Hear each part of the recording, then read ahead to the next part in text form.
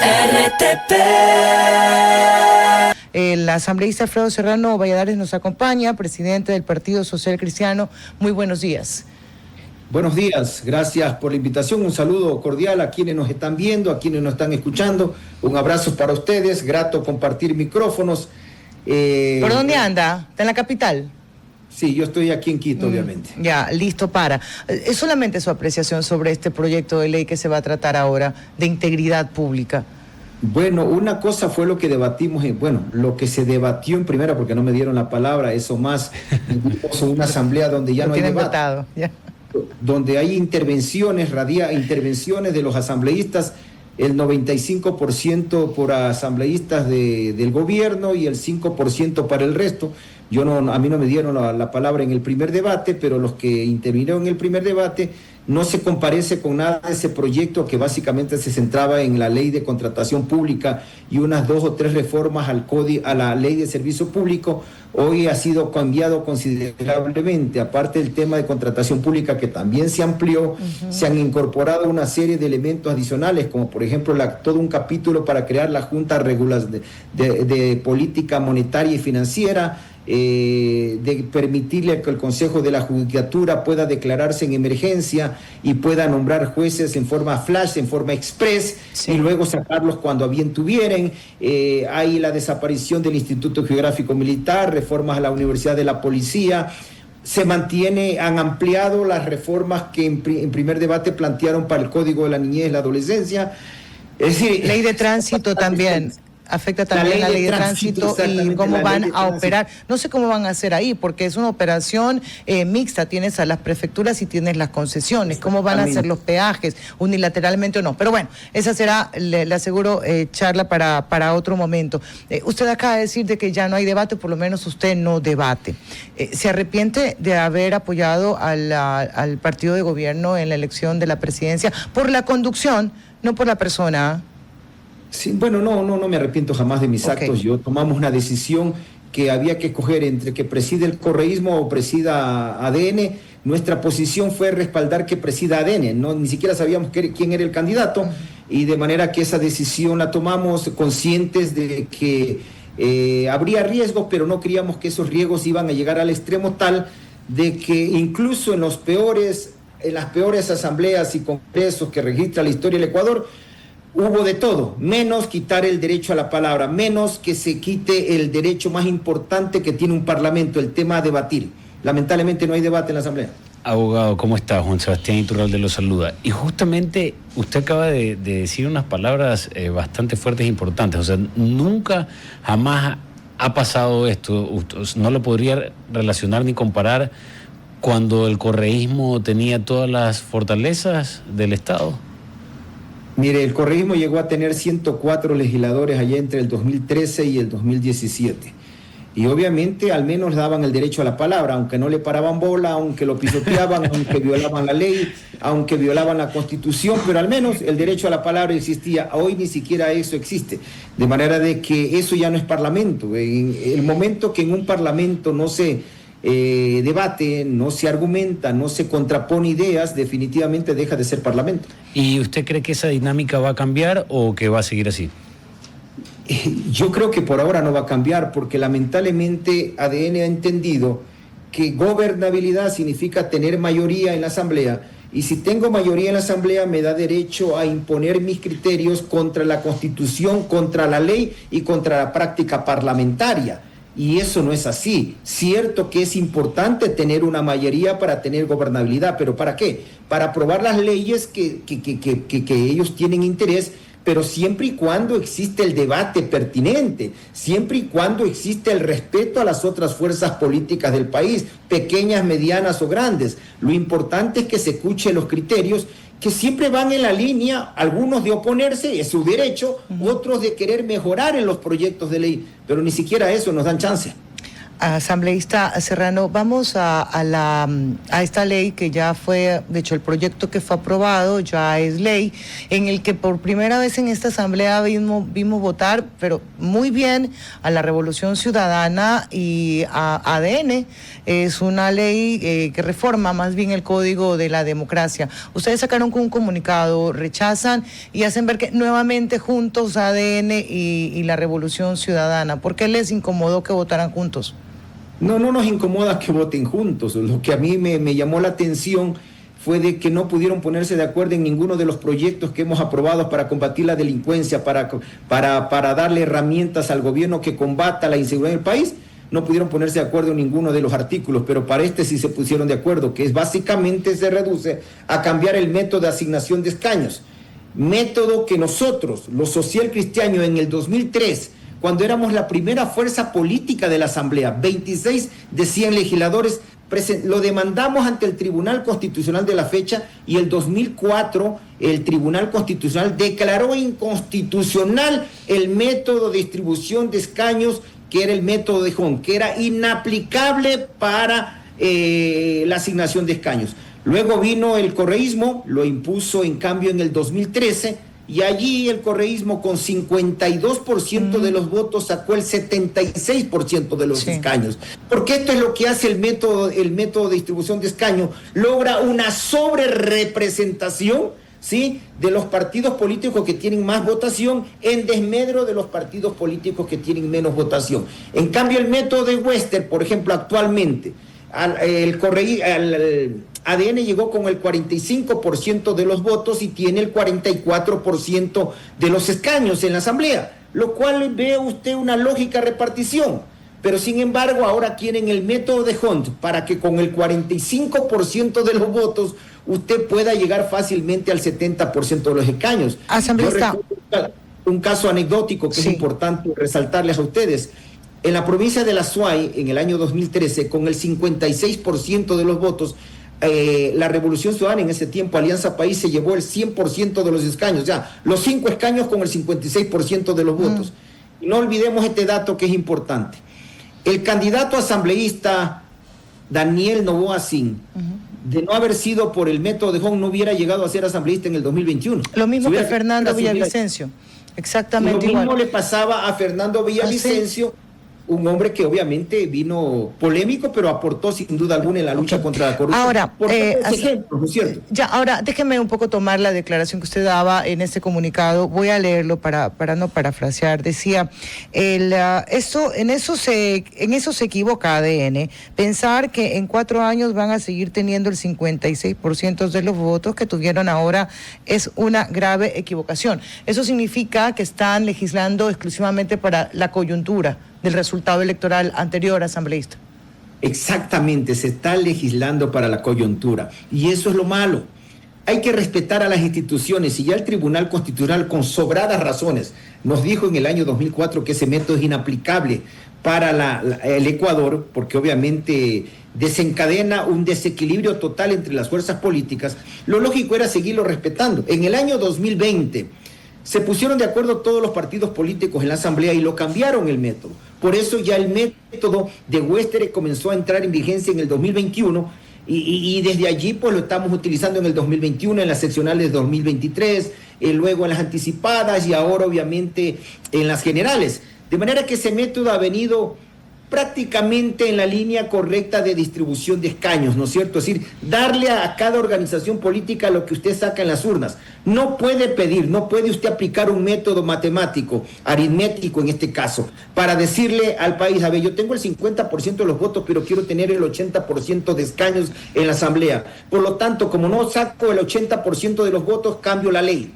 Eso es lo que han hecho en la Asamblea, en otras palabras. Claro, y lo que usted dice también es que al final les va a jugar en contra entonces. Obvio, porque esto va a cambiar, pues incluso ya en las seccionales cambia, porque usted sabe que las seccionales nada tienen que ver con las presidenciales. Allí no existe el arrastre político ni el líder candidato presidencial. Ahí existen los liderazgos locales, parroquiales, cantonales y provinciales. De manera que las seccionales difieren totalmente de la nacional y obviamente el desgaste normal que se da en un gobierno les va a pasar factura cuando ya en el 2029 para la elección de asambleístas se van a dar cuenta que este método no les va a favorecer como les hubiera favorecido ahora. A mí me llama la atención un poco, asambleísta, que dentro de las prohibiciones sobre cómo deben actuar las autoridades que están en funciones y quieran reelegirse. Por ejemplo, si tienen el mismo cargo y quieren hacer una reelección, solamente tendrán que pedir licencia. Si usted es alcalde y quiere ser prefecto, también tendrá que pedir licencia. ¿No se les escapó ahí referirse a sobre la muerte cruzada? No, ya lo compusieron, digo. Porque se ríe, asambleísta. En el éxito. Yo estaba callado la boca, en el informe vino eso, es verdad. Eso y otra serie de barbaridades, incluso de redacción que se contraponían artículos. Eso motivó a que se declare un receso por 3 horas y media, ¿sí? Para cambiar esa redacción. Y eliminaron el 93 que justamente habían puesto que si usted va a una elección diferente a la cual usted tiene, ya no tenía que renunciar al cargo, sino pedir licencia sin sueldo, olvidándose que el artículo 114 de la Constitución dice exactamente lo contrario. Sí. Es el 114 el que dice que si usted es un funcionario de elección popular y aspira por un cargo diferente, tiene que renunciar.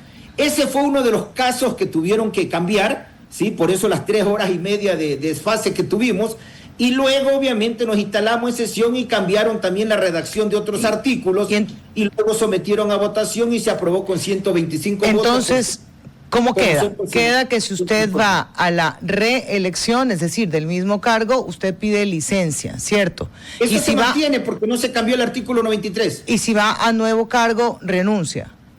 Exactamente, eso dice el 114 de la Constitución. Y dígame algo, ¿qué pasó con si vienes de una muerte cruzada?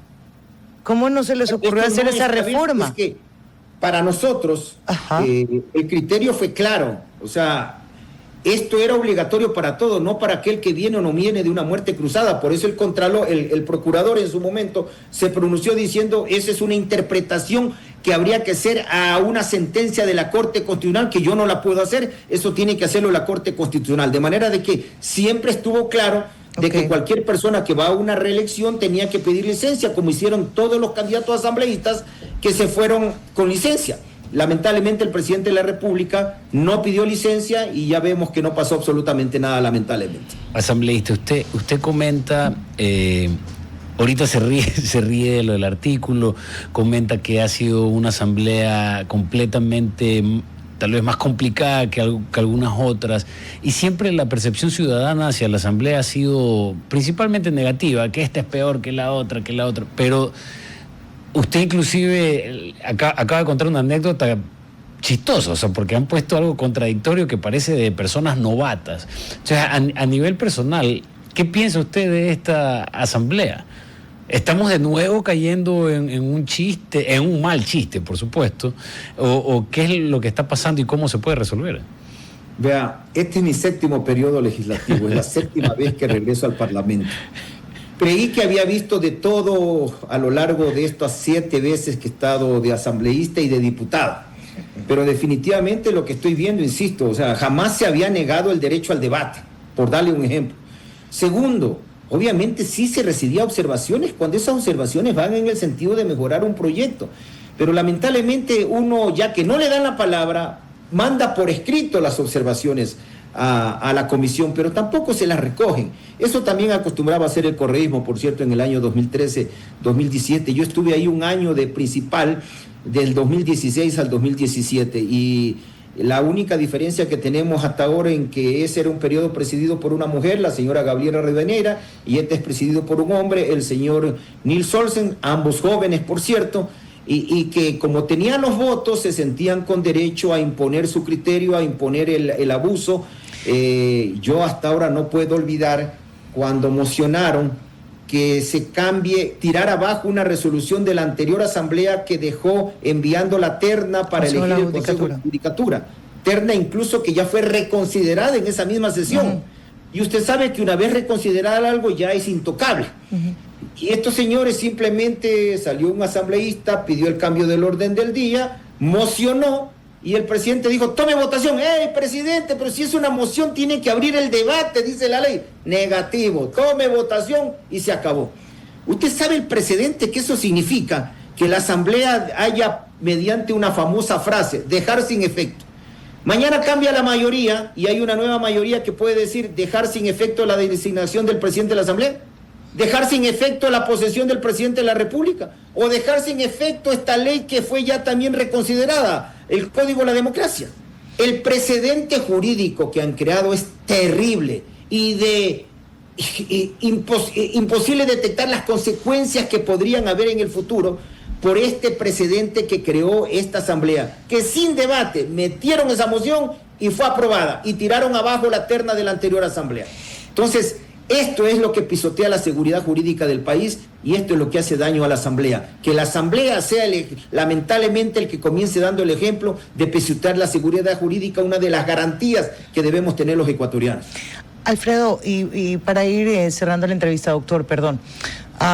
Esta ley que ya fue aprobada le suma a lo que hemos venido reclamando medios de comunicación y parte de la ciudadanía: transparencia en los partidos políticos, mejor calidad de candidatos, consolidación de las organizaciones políticas, mejor manejo de los recursos públicos, honestidad y transparencia al momento de presentar las propuestas, ¿o no?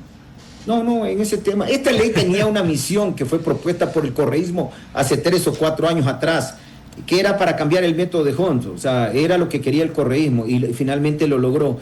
Es importante también reconocer lo siguiente, recordar lo siguiente. Estamos en proceso electoral desde noviembre del año pasado, o sea, continuamos en proceso electoral por las elecciones que están celebrándose, que se van a celebrar en el cantón Don Bosco, en la provincia de Morona, Santiago. Ese fue el argumento que utilizó hace 15 días la Comisión de Fiscalización para suspender el juicio político a los vocales del CNE y del Tribunal Contencioso Electoral, porque eso dice la Constitución. Entonces no puede haber reforma. Exacto. Y según el artículo 117 de la Constitución de la República, desde un año antes a un proceso electoral no se pueden hacer reformas de carácter electoral. Okay. Y sin embargo lo hicieron, pero no nos dieron la palabra para Alfredo, dígame, ¿a quién podemos dar siempre la palabra? Dígame que todas sus críticas no van desde el resentimiento porque no lo dejan hablar. No, es que estas son las cosas que uno quería tomar la palabra y decir, señor presidente, mire, aquí hay un problema, permítame leerle el 117, permítame leerle la resolución de la Comisión de Fiscalización de ustedes, de ADN, y permítame leer lo que la resolución del CNE que dice que estamos en proceso electoral. Nada más, por lo tanto no podemos tratar este tema hasta que se acabe el proceso electoral para ser coherentes con lo que ya se hizo en el periodo pasado. Entonces, ¿cabe pedir la inconstitucionalidad de esta reforma? Bueno, supongo que va a haber demandas, conozco ya que va a haber demandas de inconstitucionalidad y a mí eso me apena mucho porque todo lo que está aprobando la Asamblea de esta forma, sin el suficiente debate, sin las correcciones pertinentes, va a terminar en un órgano que es la Corte Constitucional, que puede paralizar las buenas intenciones que pudieron haber motivado estos proyectos de ley y que lamentablemente se está violando la Constitución. Pero así como la ley de solidaridad, que ya tiene, creo, 2 demandas de inconstitucionalidad, y ahí, corríjame si estoy equivocada, el Partido Social Cristiano votó a favor de esas leyes. Sí, nosotros votamos a favor porque se eliminó un artículo que nosotros nos hacía mucho ruido, que era el de la detención de una persona sin orden judicial. Sí. Ese artículo finalmente se lo eliminó. Claro, pero igual tiene demandas de inconstitucionalidad de otra índole, doctor. Sí, tienen demandas de inconstitucionalidad de otra índole, nosotros respetamos ese criterio. Ellos creen que no era un proyecto económico urgente, nosotros creíamos que sí era, por eso votamos a favor. No votamos y votamos en contra de la ley de inteligencia, porque esa sí contraviene en forma flagrante. Recuerdo su posición. Y los tratados internacionales. Esa ley sí no la votamos a favor. ¿Cómo va a votar hoy?